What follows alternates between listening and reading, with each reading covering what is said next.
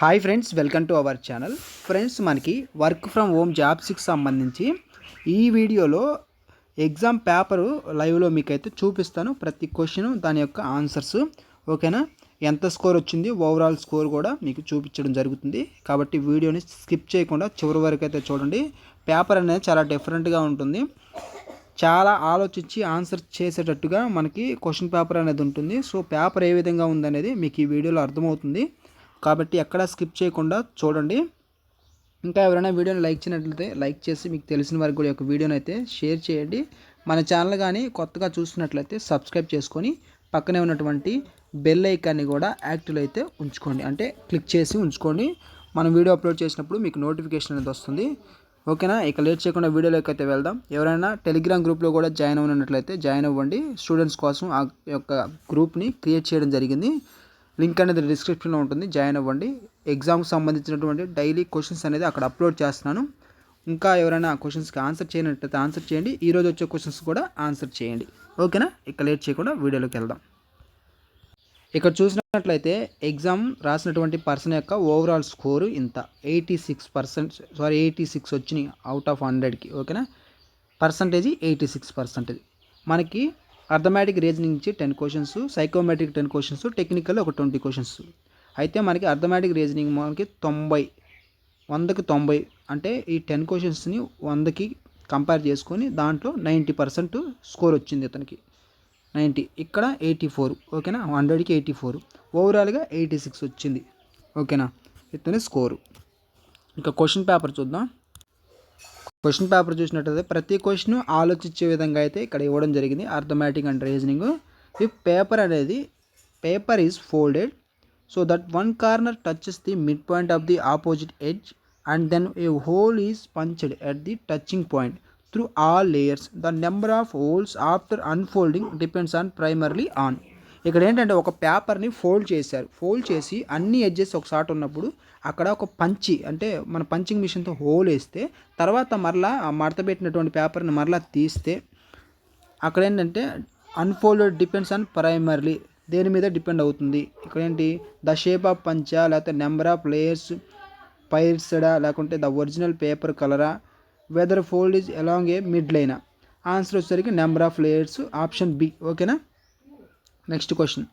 A company argues the monitoring employees on screen activity will increase overall productivity because employees who now they are monitoring will avoid unproductive websites.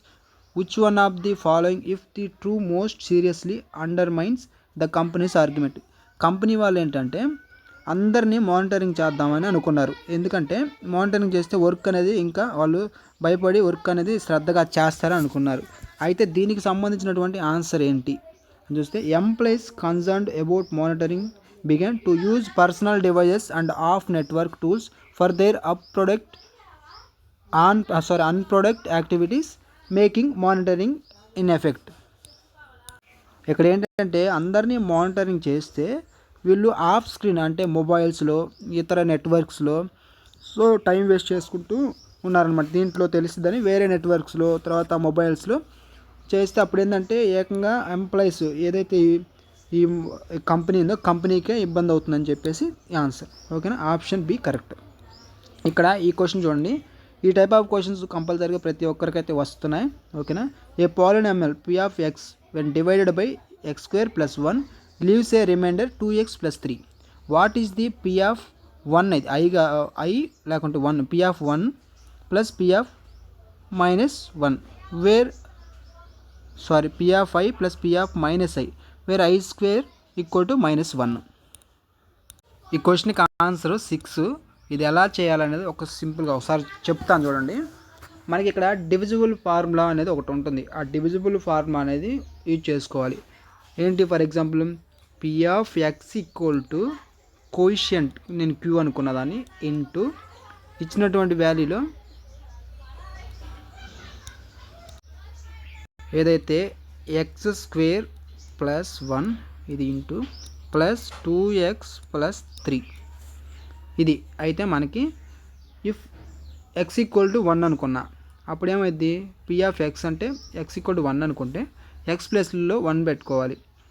ఇక్కడ coefficient అనేది మనకి 0, ఓకేనా. కాబట్టి 0 something ఇది ఓవరాల్గా 0 అయిపోతుంది. Plus 2 of x = 1 అన్నా కాబట్టి 2 ఆఫ్ 1 అంటే 2 + 3 5, ఓవరాల్గా 5 = 5 వచ్చింది, ఓకేనా. నెక్స్ట్ p ఆఫ్ x = 1 అయిపోయింది. నెక్స్ట్ x = -1 పెట్టుకుంటే ఏమవుతుంది, -1 పెట్టుకున్నా కానీ కోఎఫిషియంట్ 0 కాబట్టి ఇది ఓవరాల్గా 0 అయిపోతుంది. ఇక్కడ 2 ఆఫ్ -1 అంటే -2, ఓకేనా. 2 ఆఫ్ -1 అంటే ఇక్కడ ప్లస్ ఉన్నా కానీ మైనస్ ఇంటూ ప్లస్ మైనస్ కాబట్టి -2 + 3 అంటే 1. ఇక్కడ ఒకటి 5 వచ్చింది, ఇంకోటి 1 వచ్చింది.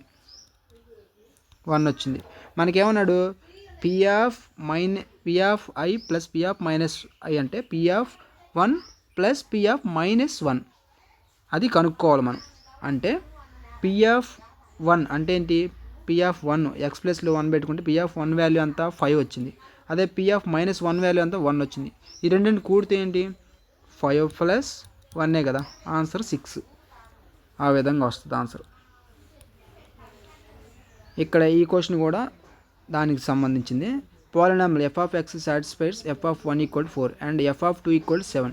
What is the remainder when f of x = divided by x - 1 x - 2, ఓకేనా. ఈ క్వశ్చన్కి మీరు చూస్తే answer what is the remainder ఏంటి అనేది అడుగుతున్నారు. దీంట్లో ఫర్ ఎగ్జాంపుల్ మనం రిమైండర్ అనేది ax + b అనుకుందాం, ఓకేనా. అయితే మనకి ఇక్కడ ఏంటి, అయితే మనకి f ఆఫ్ 1 f ఆఫ్ 2 ఉంది. ఫర్ ఎగ్జాంపుల్ x అనేది 1 అనుకుంటే a + b = 1 పెట్టుకున్నప్పుడు 4 వచ్చింది. అదే f ఆఫ్ 2 అంటే x = 2 అనుకుంటే 2a + b = ఎంత 7, ఓకేనా. ఇది 1 అనుకోండి, ఇది 2 అనుకోండి ఈక్వేషన్. బోత్ ఈక్వేషన్స్ క్యాలిక్యులేట్ చేస్తే b క్యాన్సిల్ అవుతుంది మైనస్తో చేస్తే. ఇక్కడ 2a - a అంటే ఒక a మిగిలింది. ఇక్కడ 7 - 4 ఎంత 3, వేర్ a = 3 వచ్చింది. ఈ 3ని ఈ రెండు ఈక్వేషన్లో ఒక ఈక్వేషన్లో సబ్స్టిట్యూట్ చేయండి. ఏ వాల్యూ ఇక్కడ ఫర్ ఎగ్జాంపుల్ ఫస్ట్ దాంట్లో చేస్తున్నా 3 + b = 4, వేర్ b = 3 అవతలకి వెళ్తే 4 - 3 అవుతుంది అంటే 1, ఓకేనా. b అంతా 1. మనకేంటి ax + b కాబట్టి a అంతా 3, x ప్లస్ b అంతా 1, ఇది ఆన్సర్.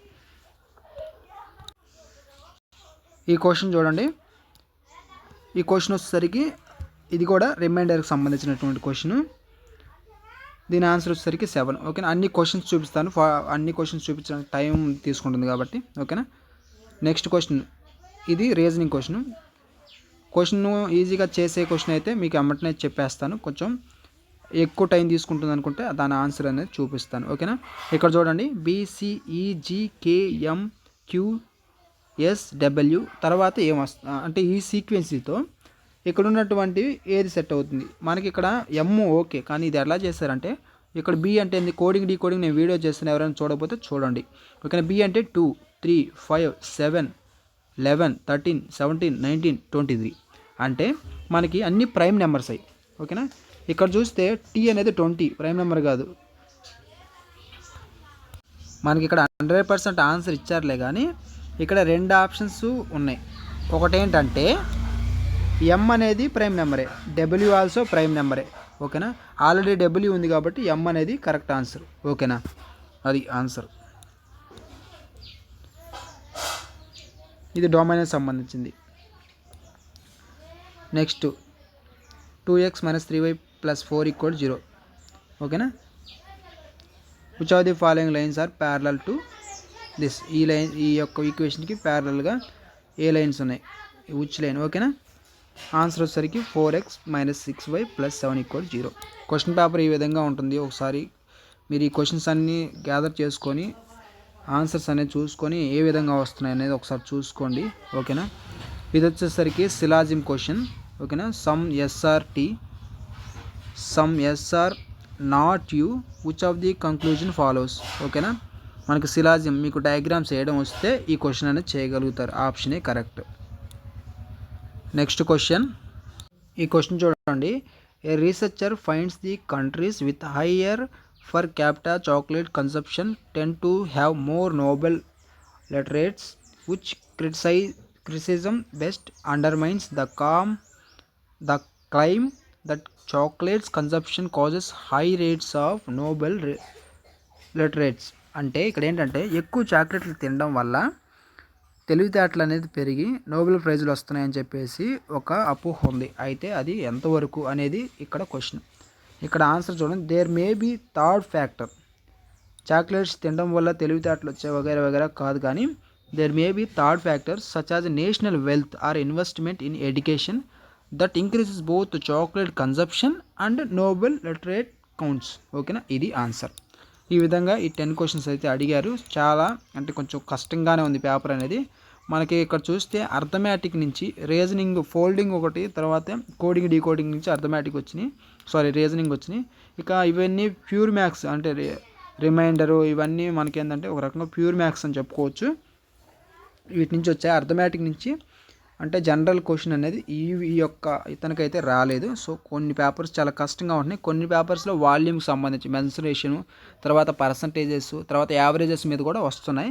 కొంతమందికి ఆ విధంగా, కొంతమందికి ఈ విధంగా అయితే వస్తున్నాయి. ఇది ఫ్రెండ్స్. నెక్స్ట్ వీడియోలో టెక్నికల్కి సంబంధించినటువంటి క్వశ్చన్స్ కూడా ఎక్స్ప్లెయిన్ చేస్తాను. ఈ వీడియో నచ్చినట్లయితే ఈ వీడియోని లైక్ చేయండి. ఇటువంటి ఏదైతే ఎగ్జామ్ సంబంధించినటువంటి అప్డేట్స్ ఉన్నాయో వాటి కోసం మన ఛానల్ని సబ్స్క్రైబ్ చేసుకోండి.